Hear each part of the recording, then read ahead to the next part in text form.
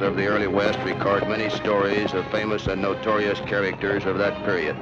In the San Joaquin Valley of California in the early 1890s, Christopher Evans and John Sontag blamed their troubles on the railroad and waged a relentless and bloody war of vengeance.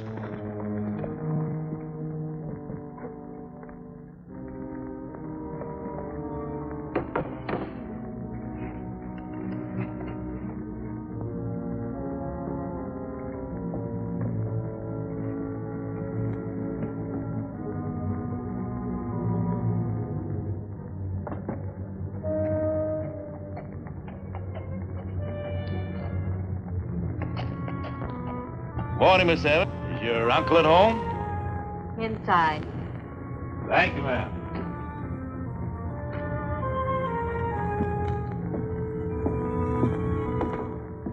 Mr. Evans? Sontag? You didn't have to come out to check on me, Sheriff. I told the railroad commissioner I'd move. I'm glad you don't intend to make any trouble, sir. If I didn't have a family, I'd make plenty of trouble. One man against a railroad? Foolish even to think of it. I wouldn't be alone. John here holds the same sentiments as me. I suppose you know what the railroad did for him when he got his ribs smashed in the Gilroy roundhouse. He had hospital treatment. Sure. And they booted me out before I was healed. They wouldn't even give me my job back. If Chris hadn't put me on as a hired hand, I'd have starved. We're not the only ones around here that are fed up. Others like me have built barns and houses, worked the land, hoping to buy it like the railroad promised. $1 an acre. It ain't fair. It's armed eviction, and that's just as bad as armed robbery. No need to talk so tough to me, boys. I didn't make the rules. Why don't you be sensible like the other farmers and take it to court? What chance would we have in court against the railroad? If enough of you got together, the Railroad Commission would have to listen. Yeah, by the time we got a decision, our kids would have kids of their own. There's no use of trying to argue with a couple of hotheads like you. I'm telling you, Chris, I can't take this pushing around much longer. Yeah, save your talking bullets for the railroad job. When we make a noise, we're going to make a big one. You just stay on here with me. Now, why stay with you? Well, like you said, you've got a family. I want action. Yeah, there was something that I wouldn't tell the sheriff. But I'll tell you, boy. When a family is threatened with extinction, a man's first duty is to take up arms against a common foe. A monstrous, one-eyed foe of fire and steel.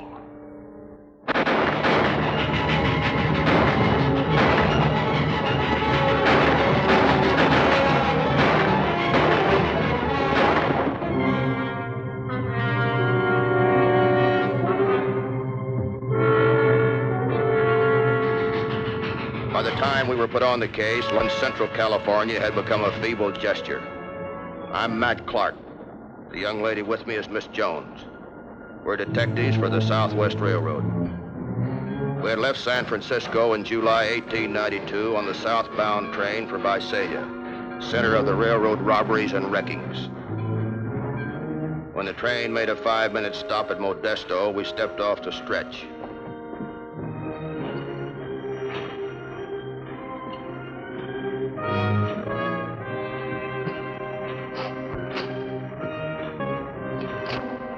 You can read later. Let's get back to the train. Hey, wait a minute. Here, look at that. Top Eastern detectives join hunt for train robbers.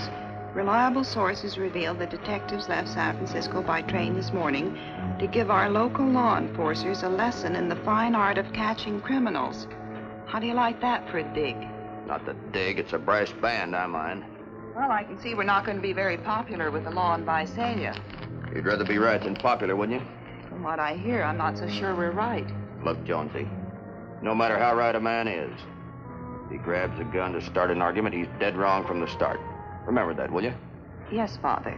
Railroading's a tough business. It has to be to push those tracks into rough country. Now and then a rail drops on somebody's toes, and the railroad becomes a big bully. But what happens? A couple of hotheads start shooting at the big bully, and they become heroes. Well, we better go. Hey, wait a minute. Matt, we're going to miss the train. If you want that brass band to meet you at Visalia, go right ahead. Now, don't tell me you're scared of it. Yep. I'm just a big country boy, and a mighty shy one at that. But what about the baggage? It'll wait for us in Visalia. Besides, who'd want to steal anything from a railroad detective? Come on. Let's check that stage heading south.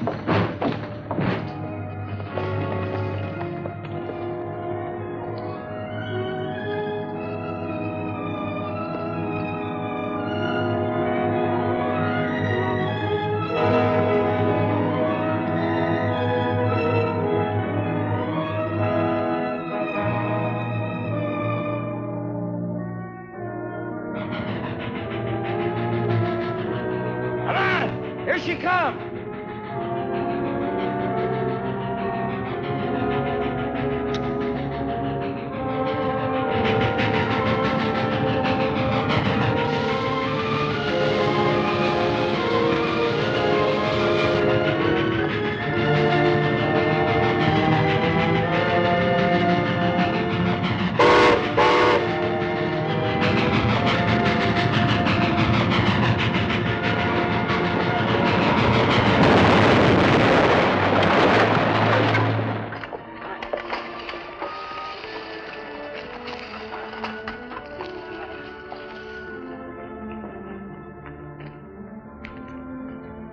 Where's your aunt? In the house, reading the Bible, pretending she don't know what's going on. Well, you ought to be more like her, Sue. I'd rather be like you, Uncle Chris. Why don't you trust me anymore? Why don't you tell me where you've been? Well, what you don't know, you can't lie about. And I don't aim to raise a family of liars. I'm not a baby anymore. I'm growed up. Well, I am. Well, come here, Susie. Let's just see how grown up you are. How many times do I have to tell you it's not Susie, it's Sue? Oh, John, put me down this minute. Come on, John, come on. Let's get back to town. Oh, we got plenty of time, Chris. Sue and me are engaged. Ain't we? Susie? Oh! Bye. You just wait, John Sontag. I'll get even with you for that. Yeah. Come on.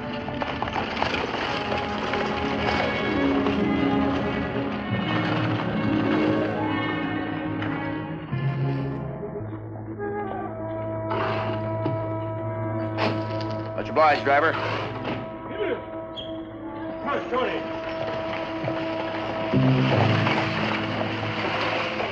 Oh, no brass band. Feel better?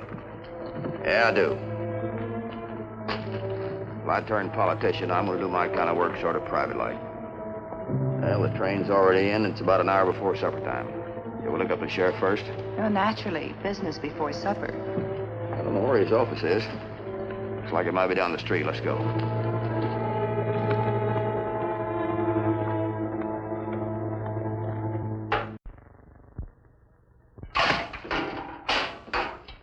Hey, where you been all afternoon, Nate? Things been popping.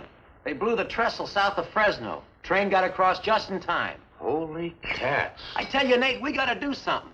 5 robberies and 2 explosions, and we don't even have a suspect. We got the poorest record in the country. Now, if you're through spouting, take a look at this. Yeah, it says Peru, don't it? 15,000 in Peruvian coins stolen in the Collins train robbery last month. Remember? How could I forget? We've been looking out for one of these coins ever since. Where did you find it? Evans and Sontag livery stable. Jefferson found it while he was cleaning up. Figure it might be one of them. Well, both him and Sontag have motives. Their hatred for the railroad. They've been gone all day today. Long enough to have been to Fresno. Doggone. Imagine 2 respectable businessmen like them. Hold on, Ed. We've got to be sure. And we've got to talk to them first. Nice and polite. Now, maybe they have an alibi and, maybe not.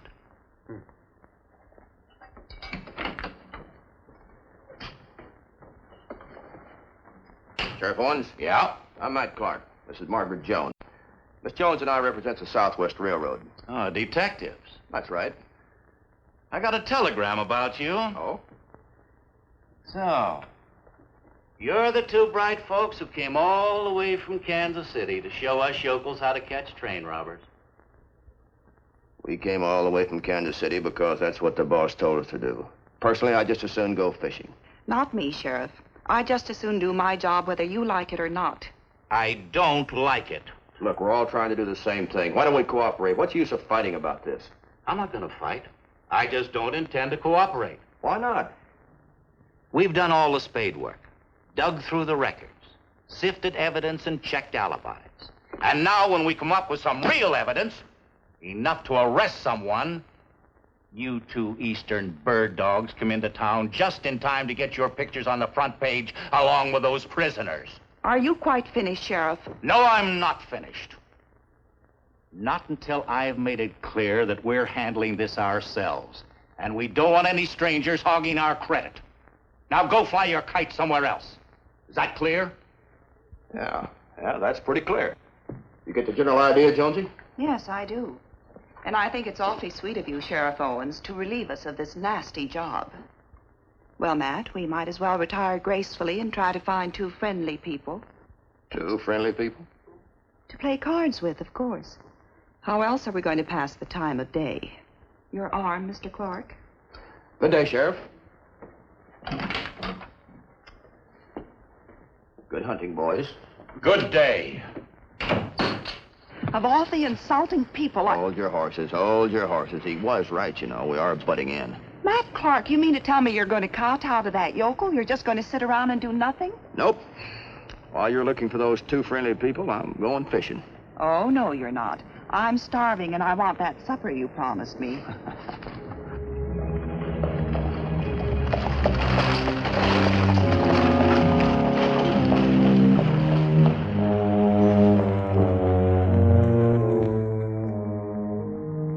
Evans and Sontag just drove in. We're gonna talk to him now? Any talking that has to be done with them has to be done just right. I'll do it myself. You stay put.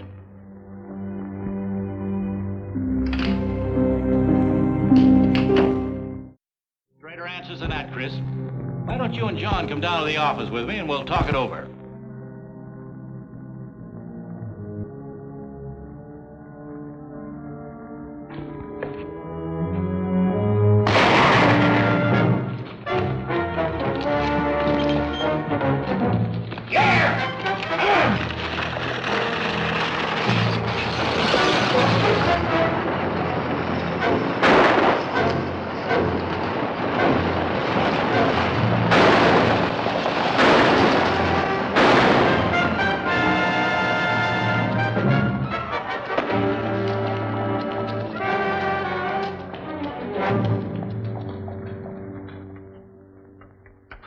Jonesy, get a doctor, boy. Yes, I get him. Is it bad? Nah, don't amount to a thing, Sheriff.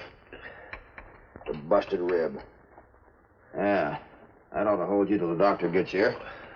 And for your information, Sheriff, we're going to stick around whether you like it or not.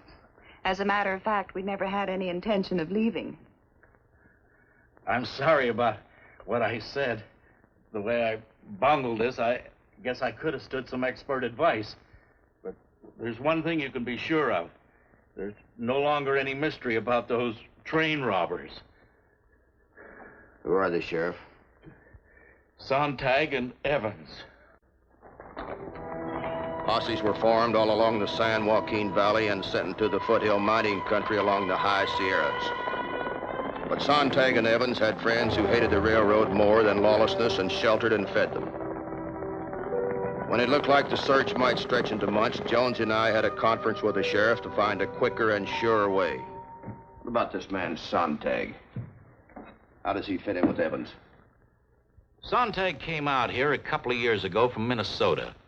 Got a job with the railroad, and when he had an accident, he claimed it didn't take care of him. Chris Evans gave him a job as a handyman, and he's been with him ever since. Even went in the livery business with him. How old is Sontag? About 25, I'd say. Good-looking fella. I hear Chris Evans's niece is kind of sweet on him. Things get pretty tough up in the Sierras. You think the winter will drive them out? Oh, I doubt it. I've been deer hunting with Evans. He's a crack shot and a good woodsman. When he was a young fella, he was a scout with Custer. You know, Sheriff, what you said about Sontag and Mr. Evans' niece interests me. Oh, remember, as far as I know, that's only gossip. Have you ever thought of gossip as intuitive truth? Intuitive? Wow. Now, that certainly entitles you to the floor, madam. You go right ahead. Thank you, sir. Chris Evans' family haven't moved out, have they? No, they're not the type to run away just because the old man's in trouble. Well, then, working on the highly probable theory that two attractive young people are in love, maybe we could use this to our own advantage. How do you mean, ma'am?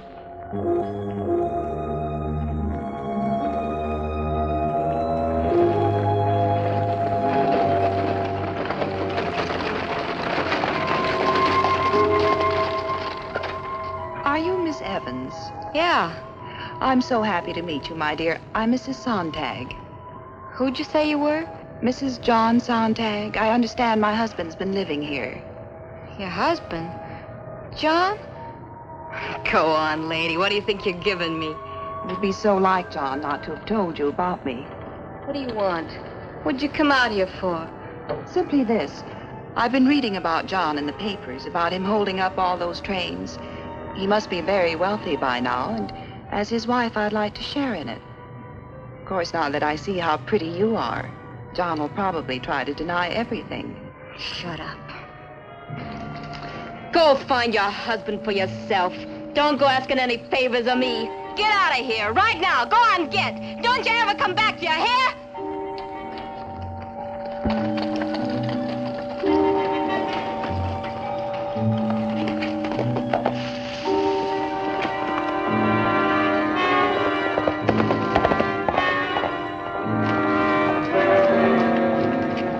Looks like it's working, Sheriff.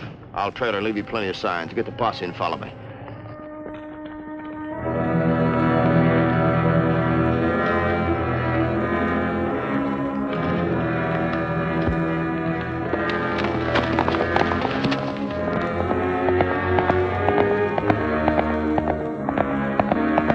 Killed the Evans girl to a foothill mine where the two train robbers were holed up with friends. Then double back to tell the sheriff.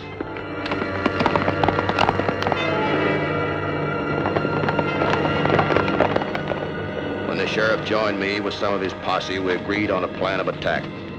He'd have come up the main trail with the bulk of his men. I'd have hit from the ridge behind the mine with 2 or 3 men.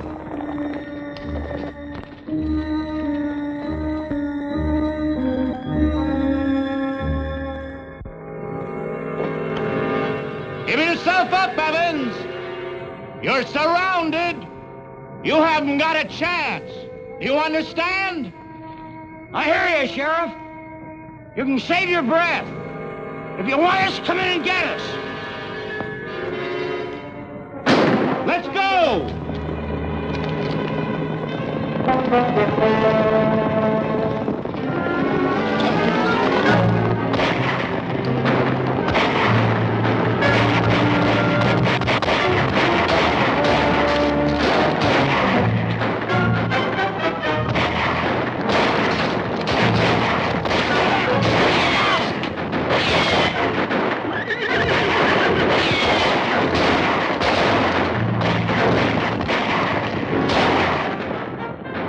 We stopped him that time, huh, John?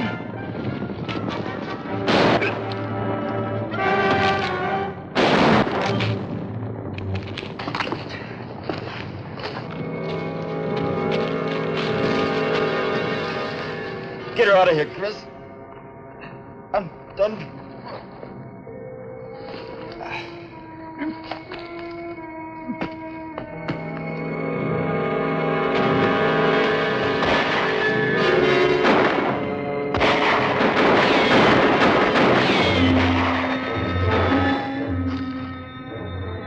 Looks like he's hurt pretty bad. The sheriff will take care of him. Come on.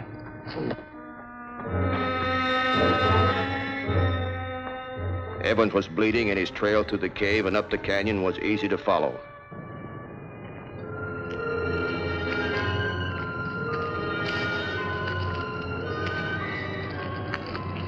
Looks like the trail leads to that shack. Well, that's the Widow Perkins' place.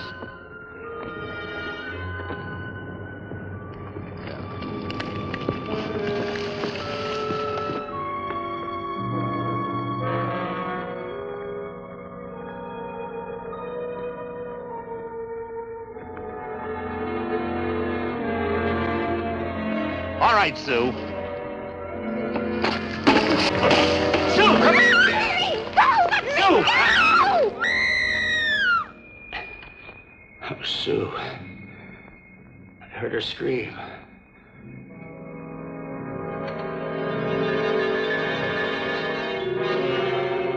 Listen, Miss Evans, he's wounded, wore out, hasn't got a chance. Why do you want to prolong the misery? You want to go back there and find him lying dead? No, no. Well, then tell him to give himself up. Tell him he hasn't got a chance. You don't know him. I'd rather die than give up. All right, Sheriff, let's take him. Stay with her, Sam.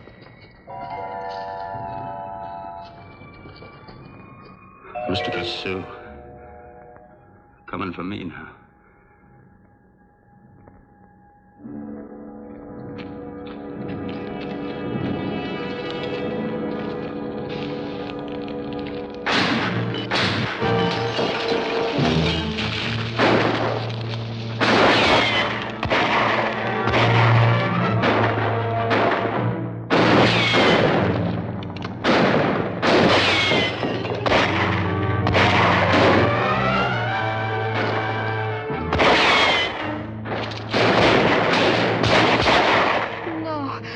No, they mustn't kill him. He's hurt.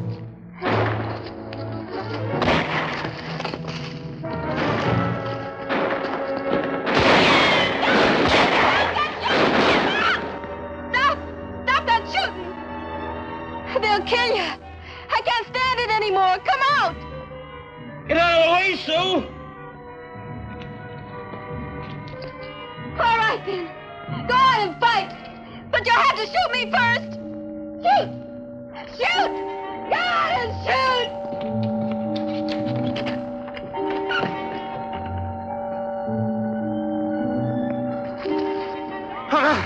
Let's finish it. You're out of your mind, Evans.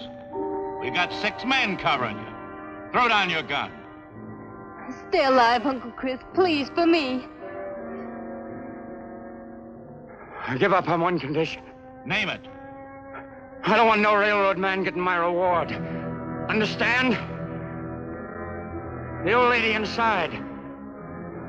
The Widow Perkins, she's the one that deserves it. The railroad drove her off her land, too. She gets the money or I keep on shooting. You hear? How do you like that for sheer brass nerve? You go for it? Well, it's for a worthy cause, but that's up to you. All right, Evans. You've got a deal.